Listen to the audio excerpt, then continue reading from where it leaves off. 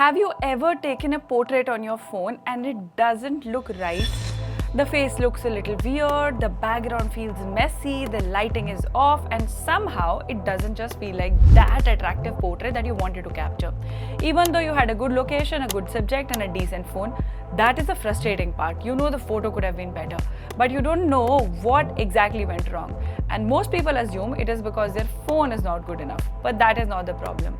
The real problem is you're not understanding a few things: light, distance, perspective, and how people behave in front of the camera. Once you understand these things, you can actually take professional looking portraits from your phone itself. So in this video, I'm going to break it down step by step as to how you can get better portraits with your phone and how you can make sure that they look like they're captured from a professional camera.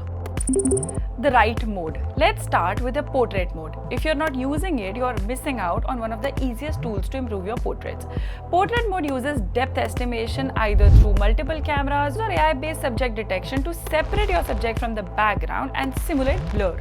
Now this blur is not optical like a DSLR, it is computational, which means it can look very good but works best when your subject is clearly separated from the background. So use it, but don't depend on it blindly. Think of it as enhancing depth, not creating it from nothing. So it's basically not an optical blur but a digital blur. But if you use it correctly, it can actually give you a result which is very similar to a professional camera. Stop shooting on 1x. This is a big mistake I see everywhere. 1x is a wider lens, so if you're too close to a subject, it can distort how the face looks. That's why nose can look slightly bigger, face can look slightly stretched, and the proportions don't look very natural. Instead, stop back a bit, use 2x, 3x or 5x. It's not the zoom itself that is fixing your photo, it is your distance. When you move back, perspective becomes more natural and flattering. So remember this simple rule: step back and then zoom in. Then comes light, the most important factor. Now let's talk about light, because light is everything in photography. A camera is only recording light, so obviously if the light is bad, your photo will come out bad. The easiest and the most reliable light source is the window light. It is very flattering on skin. The best part is you can get it anywhere. Place your subject near a window and turn the subject slightly towards the side. Avoid lighting the face completely flat from the front, because when there are no shadows, the face looks very flat. And if the light is coming from top, it creates some dark shadows beneath the eyes. You need a little shadow on one side to create depth and that 3D feel to define the features. So avoid mixing light sources like daylight or indoor bulbs, because different color temperatures can actually make skin tone look a bit unnatural. So it's very important that you pick your light source, the angle of light, the direction of light with some proper thinking. Create depth with distance. Now something very important, and people ignore it like anything, is the background distance. If your subject is standing right against the background, there's no depth. Everything will start to look flat. But if you pull your subject forward and create a separation between the background and the subject, that is when the subject would stand out better and would also help the portrait mode to detect the edges much better, because the depth distance is clearer. Even without the portrait mode, a distant background looks much softer and less distracting. So it's always important that you fix your background. Now here is another tip a lot of people underestimate, that is capturing the moments and not just faces. Let's move beyond the technicalities, because a good portrait is not just about how someone looks, it's about what they're doing, what is the story behind that person. Instead of just posing your subject, give them something to do.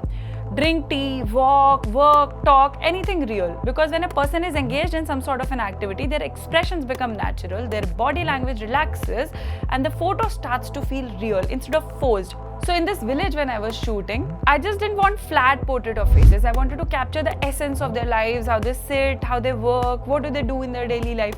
Most of the elders used to smoke. So instead of avoiding the smoke, I thought of using it a bit creatively. The smoke added layers, depth and movement to the frame. But more important, it was real to them. And that is what made the portrait powerful. It wasn't just a random face anymore. The face had expressions, a story to tell. Now, don't underestimate this one. Focus on the eyes. In any portrait, your attention goes to the eyes first. That is where the emotions and connections live. So if the eyes are not sharp, the entire image feels off. Always focus on the eyes. But also look for the catch light in the eyes, the small reflection. That is what makes the eyes feel alive. Without it, they can look dull. The moment you add the catch light, the eyes look glittered and lively. So just adjust your subject slightly, make sure the light is falling on the eyes and there's this sparkle that you can properly see. You can see the difference with and without the catch light, how catch light instantly lights up the subject. Now, about the blur in the background. Don't overdo it.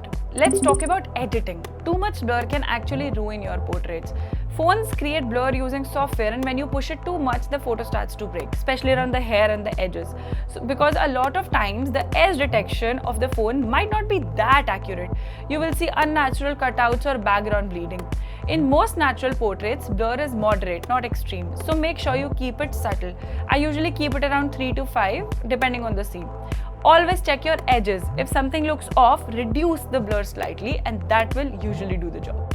And finally, the most important part is your subject. Most people are not used to being photographed. The moment you point the camera at them, they become self-aware. That's a natural psychological response. So don't just start clicking, talk to them. Keep them comfortable, because when the person relaxes, their expressions become natural. Give them a few seconds to settle in. You will notice that the best expressions usually come after that posing phase is over. When they stop thinking about how they look and when they just become themselves. That is the moment you click. So improving your phone portraits is not about buying a better phone. It's about understanding the light, the moment, connection. Once you start paying attention to these things, your photos won't just be better. They will start to look real. And that is what makes a perfect portrait.